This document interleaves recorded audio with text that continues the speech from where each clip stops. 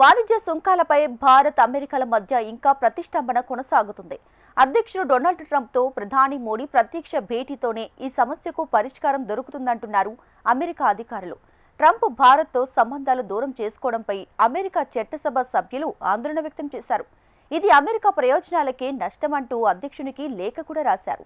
మరోవైపు భారత్ నుంచి దిగుమతయ్యే జెనరిక్ ఔషధాలను సుంకాల నుంచి మినహాయించింది అగ్రరాజ్యం. ఈ పరిణామం భారత ఔషధ పరిశ్రమతో పాటు అమెరికన్ ప్రజలకు కూడా ఎంతో ఊరటనిస్తుంది. భారత్ అమెరికాల మధ్య ద్వైపాక్షిక వాణిజ్య ఒప్పందంపై ఇంకా ఏకాభిప్రాయం కుదరలేదు. చర్చలు ఇంకా కొనసాగుతూనే ఉన్నాయి. మన దేశం నుంచి దిగుమతి అయ్యే వస్తువులపై 25% సుంకాలు, రష్యా నుంచి చమురు కొనుగోలు చేస్తున్నందుకు మరో 25% కలిపి మొత్తం 50% సుంకాలు విధించడం తెలిసిందే. దీని ప్రభావం ఇప్పటికీ మన దేశ ఎగుమతులపై ప్రతికూల ప్రభావం చూపిస్తోంది.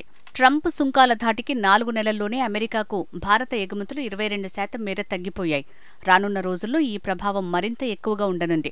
ఇరు దేశాల మధ్య వాణిజ్య ఒప్పందం కుదిరితేగానే సుంకాల భారం నుంచి కొంత ఊరట లభించే అవకాశం ఉంది. అయితే తమ దేశం నుంచి చమురు, ఆయుధాలు, వ్యవసాయ ఉత్పత్తులను కొనుగోలు చేయాలని అమెరికా ఒత్తిడి తెస్తోంది. ఈ షరతులకు అంగీకరిస్తే భారత రైతులు, పాడి, మత్స్య పరిశ్రమ ప్రయోజనాలు దెబ్బతినే అవకాశం ఉంది. అమెరికాతో వాణిజ్య చర్చలకు భారత వాణిజ్య మంత్రి పీయూష్ గోయల్ నేతృత్వం వహిస్తున్నారు. ఈ బృందం అమెరికా వెళ్లి అమెరికా వాణిజ్య ప్రతినిధి జెమిసన్ గ్రోర్తో పలుమార్లు సమావేశాలు జరిపారు. అయినా ఇప్పటివరకు ఏకాభిప్రాయం కుదరలేదు.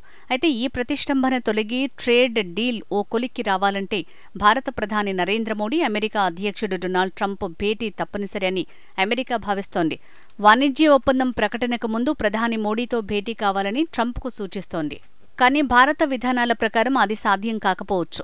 ఒకసారి ట్రేడ్ డీల్ కుదిరిన తర్వాతే ఇరు దేశాధినేతలు మాట్లాడుకుంటారు. దీనిపై భారత్కు యుఎస్ రాయబారిగా నియమితులైన సెర్గియో గోర్ మన ప్రభుత్వంతో చర్చించే అవకాశాలున్నట్లు తెలుస్తోంది.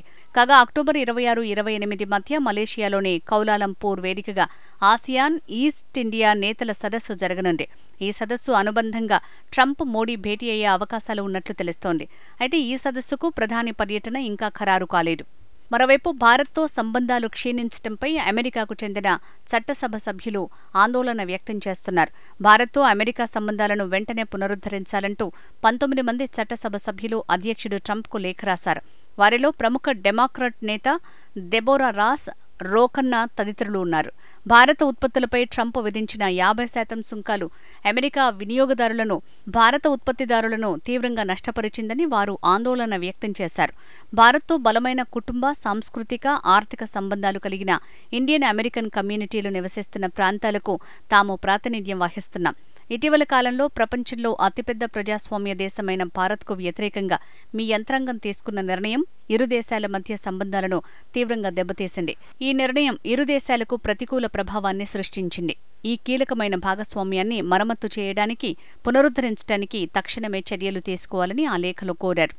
అధ్యక్షుడు డొనాల్డ్ ట్రంప్ యంత్రాంగం తీసుకున్న చర్యలు రష్యా, చైనాలతో భారత్ తన దౌత్య ఆర్థిక సంబంధాలను పెంచుకునేందుకు ఒత్తిడి చేశాయి. చైనాను కౌంటర్ చేసేందుకు భారత్ పాత్ర చాలా కీలకం. క్వాడ్లో భాగంగా ఉన్న భారత్ ఇండో పసిఫిక్ రీజియన్లో చాలా కీలక పాత్ర పోషిస్తోంది. ఇటువంటి సమయంలో ఇండియా ఇలా చైనా, రష్యాకు దగ్గర కావడం చాలా ఆందోళన కలిగించే పరిణామం. రక్షణ రంగం విషయంలో అమెరికాకు భారత్ మంచి భాగస్వామి. అమెరికాతో ఆ దేశం సంయుక్త మిలిటరీ విన్యాసాలు నిర్వహిస్తోంది. అమెరికా మిత్రదేశాలతో సముద్ర మార్గాలను సమన్వయపరచడానికి భారత్ నిర్మాణాత్మకంగా వ్యవహరిస్తోంది. రక్షణ, ప్రాంతీయ భద్రత, ఇంధన మార్కెట్లు, ఆవిష్కరణలు వంటి వాటిలో అమెరికా, భారత్ సహకారం తీవ్రతను దృష్టిలో ఉంచుకుని భారత్ పట్ల అమెరికా తన నిబద్ధతను చాటాల్సిన అవసరం ఉంది అని అమెరికా చట్టసభ సభ్యులు పేర్కొన్నారు. ఇదిలా ఉంటే బ్రాండెడ్, పేటెంట్ ఔషధ దిగుమతులపై 100% సుంకాలు విధిస్తూ అమెరికా అధ్యక్షుడు ట్రంప్ ఇటీవల కీలక నిర్ణయం తీసుకున్న సంగతి తెలిసిందే. దేశ భద్రతను దృష్టిలో ఉంచుకుని అమెరికాకు దిగుమతి అయ్యే ఈ ఔషధాలపై సుంకాలు విధిస్తున్నట్లు వెల్లడించారు. ఈ టారిఫ్లు అక్టోబర్ 1 నుంచి అమల్లోకి వచ్చాయి.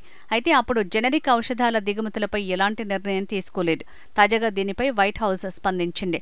జెనరిక్ ఔషధాలపై టారిఫ్లు విధించే ప్రణాళిక ఏదీ లేదని పేర్కొన్నట్లు తెలుస్తోంది.